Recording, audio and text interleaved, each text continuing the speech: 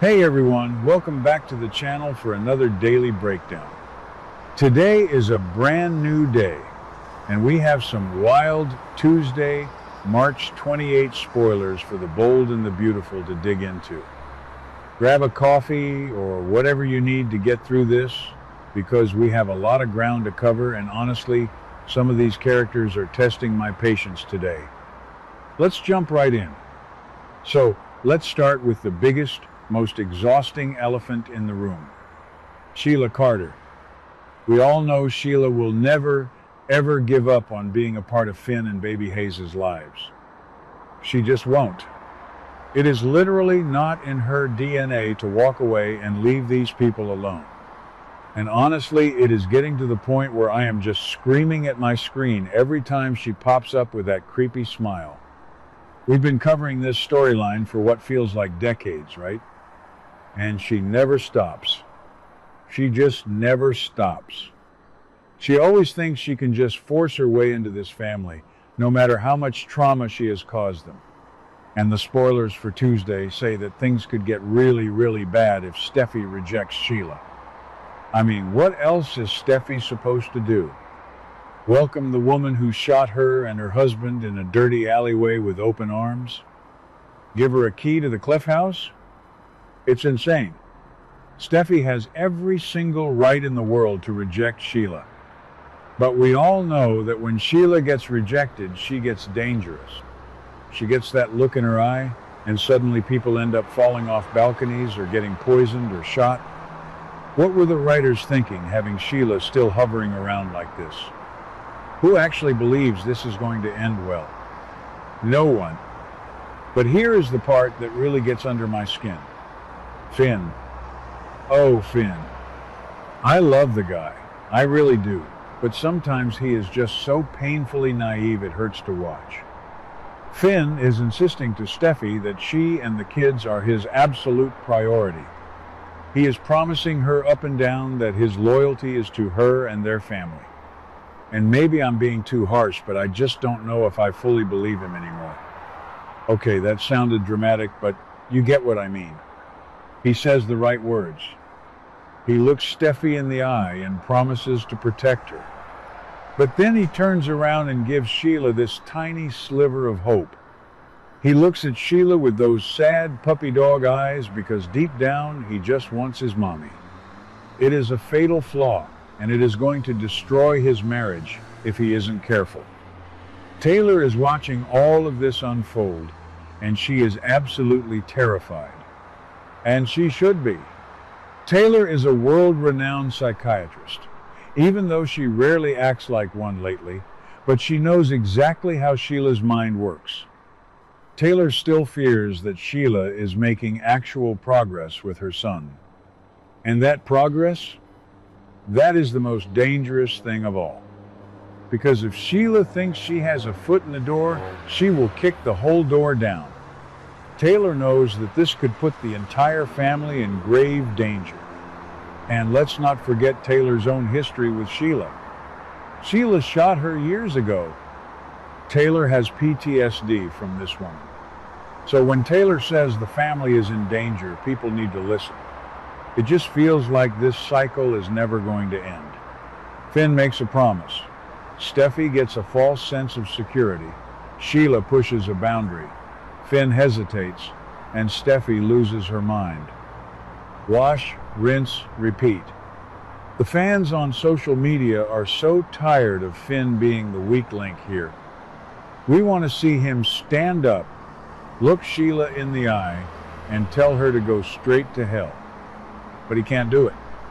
And because he can't do it, Steffi is going to have to be the bad guy again. She is going to have to reject Sheila, and she is going to put a massive target on her own back. It's terrifying, but it's also just classic B&B. Okay, let's take a breath and switch gears to the younger crowd, because the drama over there is just as messy, but at least nobody is getting shot. Yet. So, over in another part of town, Wyatt is back in action. Yes, Wyatt Spencer is stepping into the role of the love doctor for Will. And can I just say how much I have missed Wyatt? He is literally the only Spencer man who seems to possess an ounce of common sense. Bill is a maniac, Liam is a waffle, and Will is currently acting like a completely entitled brat. So having Wyatt there to talk some sense into him is exactly what we needed. Will is currently spiraling. He is desperately trying to convince Elektra to come back to him. After all the absolute chaos that Ivy caused with that intercepted letter, and after Will totally botched his reaction to it, he somehow thinks he can just smooth things over. He wants Elektra back. But he is completely ignoring the fact that he has been fighting with R.J. He had Dylan living at his beach house, and he basically made Elektra feel like she was second best. Will is acting like a typical Spencer man, thinking he can just charm his way out of a massive mess.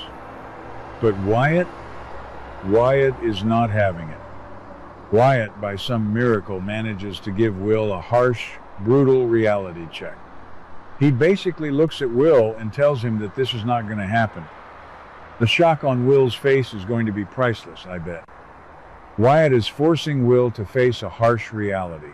You cannot just break a girl's trust, let a whole love quadrangle explode around her, and then expect her to just fall back into your arms. It doesn't work that way. Elektra is hurt.